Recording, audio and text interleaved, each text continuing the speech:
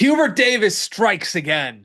Jaydon Young is the latest North Carolina ad. And if you're like me, you saw this news and said, who? My team played Virginia Tech this year, and I don't remember this guy at all. But apparently, Jaydon Young is a 6'4", 205-pound guard that averaged 8 points a game at Virginia Tech in his sophomore season last year. Started 10 of 32 games for the Hokies, played 22 minutes a game. Both seasons at Virginia Tech, he shot 34% from the floor. This past season at Virginia Tech, he shot 29% from three on 5 attempts a game.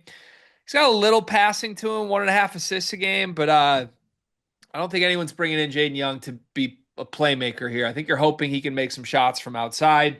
Riley, let me start here. You're a Carolina fan. Did you have any idea that this was coming?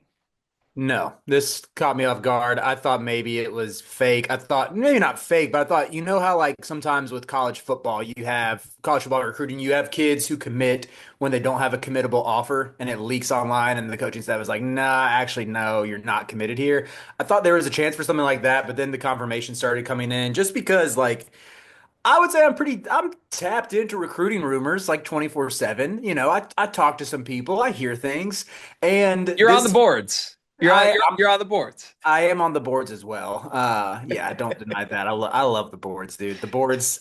Let's see what. I swear I don't love the boards, but the boards love me. I had not thought about this kid since he shot 4 for 15 and 2 for 10 against UNC, and like a 40-point loss in Blacksburg this year. But he is from Goldsboro. He played at Greensboro Day, but so he's from a North Carolina kid. Greensboro Day is a good program, but to me, it's just like, well, to me, it's just one of those ads where even as a depth piece, like I don't really see him being in the primary rotation. I'm just not really sure if I even like buy him as like a ninth, 10th guy. Yeah, which like okay. I think like if we're just taking this in a vacuum and saying ninth, 10th guy, Hmm. I don't think it matters all that much because most good teams play 8 guys. Uh, most bad teams play 8 guys. Like if you're recruiting a guy to just be a 10th spot guy, it really truly doesn't matter if he hits or not. My follow-up question here would be, are we sure that's what they're doing, and or do you still feel like this roster needs more? Because I step back broadly, not to keep rambling, but like I'm gonna go through the names on this team. Your front court's good. It's high major good. Visar, Stevenson, those guys are good. You'll figure it out.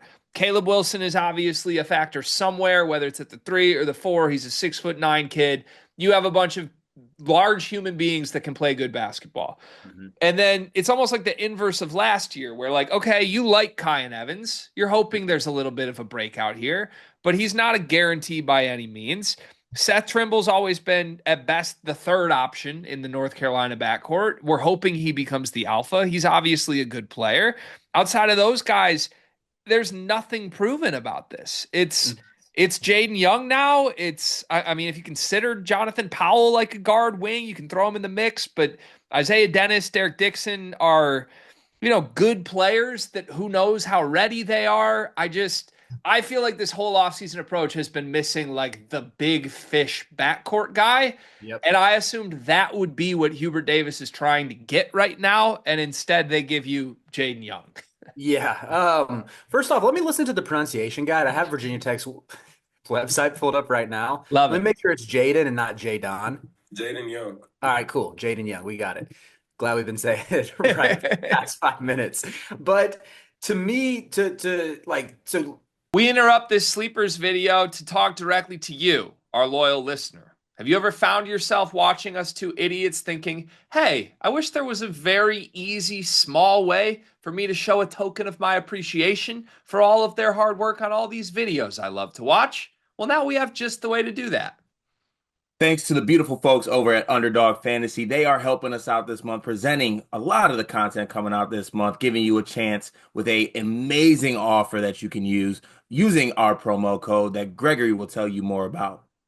Yeah, so college hoop season's over. But we got like big time golf tournaments. The NBA playoffs are coming. Baseball season's underway. There's still a bunch of sports on. There's still a bunch of ways to play with Underdog Fantasy. Promo code SLEEPERS. As a new customer, you can get up to 1,000 bonus credits plus a free pick. It's one of the most fun ways to play. It's a great way to support us. And on some actual like non-ad read stuff, talking genuinely here, really helps us because if Underdog loves us, if we get a lot of people to sign up, they're going to help us continue to bring you the content that you love. Show your support. Join Underdog Fantasy. Use promo code SLEEPERS. Get up to $1,000 in bonus credits and a free pick. To play the numbers game with scholarships, this is the 11th scholarship guy who's added to UNC. So if he's coming into that role as where he's sliding in like ninth, 10th, somewhere in that rotation, because you still have Jaden High and James Brown, like you don't really know where those guys are at in the rotation either. But my hope, this will be as a fan, not less analyst, more fan here. My hope would be that Derek Dixon and Isaiah Dennis both beat out Young for playing time, and he's just kind of like a break glass in case of emergency type of player. Maybe he's the type of dude where once in a while he comes off the bench in an ACC game when other guards are in foul trouble and can make a couple threes, like that type of player. But for the most part, he's more of an afterthought. But I would also say for Carolina's ceiling and even Hubert Davis's job, if he wants to secure his spot as the head coach at UNC beyond this year, you have to get both Dixon and Dennis at the point where they're able to play ahead of this guy because those are the higher upside kids. I think from my understanding with Derek Dixon, the knock on him is he doesn't really have the most wiggle. Like he can't really, you're not really going to look at him and like he's not really going to shake guys or like break his man down off the dribble. But he's got the elite shooting that's sort of his selling point. Can run the point a little bit as well. Dennis, I think, is more of the upside guard. He's 6'5", decent bounce and a good shooter, but he's just a bit of a tweener at like somewhere between a combo guard and a wing at this point. So, but I still think like getting him minutes to see what you have in him and maybe getting him reps sooner rather than later.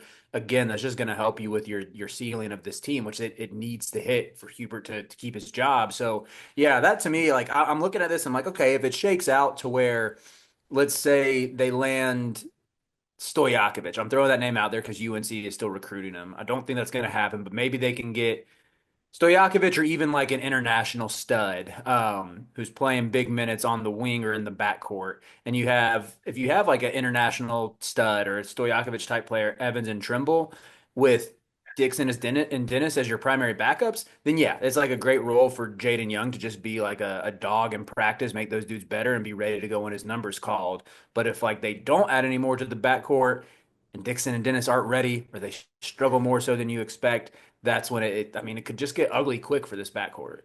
Yeah, it just like look, let's call it what it is. It's April 25th. You've had a month since the end of the season. You're North Carolina.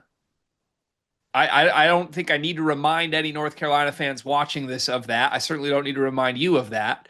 But like that's the important part of this framework. You are not Virginia Tech. You are not pick whatever high major middle of the pack program you want. This is Not one NC of State. this is one of the five best programs in the sport. And if you look at the other programs, it just feels like they're moving with a decisiveness to it and or with resources that North Carolina isn't right now. I don't know if that's fair. Maybe I'm just out of the loop. Again, I love what they've done in the front court. Hmm. But I just feel like they've sort of flipped from last year where it was like, well, we don't have any good bigs to like, well, we don't have any good guards. Like, I'm looking at Jim Root's roster sheet right now. I'm going to go buy that, by the way. He has Jaydon Young as the starting shooting guard on this team. Now, maybe that's a misread from Jim, but like, I don't think that's a crazy read based on who's currently on the roster. So there's work to be done, man. Like, you keep bringing it up. I think you said it 3 times this video. If he's going to save his job, I don't think he takes Jaydon Young, to be completely honest with you. And maybe it won't matter because he gets someone great, but I'm skeptical at this point. Not in April, I should say. He doesn't take like Jaden Young to me feels like a June, July kind of ad. And that's probably the most alarming part. Like you hope it's just the guy who you're filling out your roster with, but I guess there's a world like He's not going to be starting at the 2. That's that Trimble spot. They're planning on playing Jaron Stevenson at the 3, I think, as of right now. That would be my guess. Oh my God. He played the 3.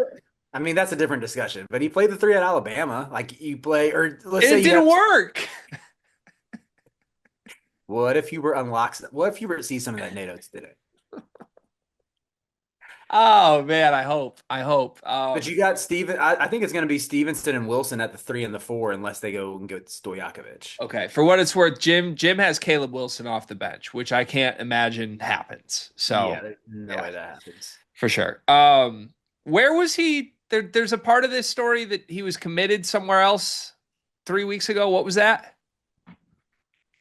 Can we end the video? Just quickly touch on it for anyone who doesn't know. He was committed to High Point. We flipped a High Point kid. So that's what happened here. Hubert Davis said, "I need that 8 points a game, 36% shooter that's set to go to High Point." He's not the starting 2 guard, Jim. But just put Seth Triple at the 2 and Jonathan Powell at the 3. Help me help you. Like if you don't want to if you don't want Wilson and Stevenson on there together, at least give me Powell and Triple.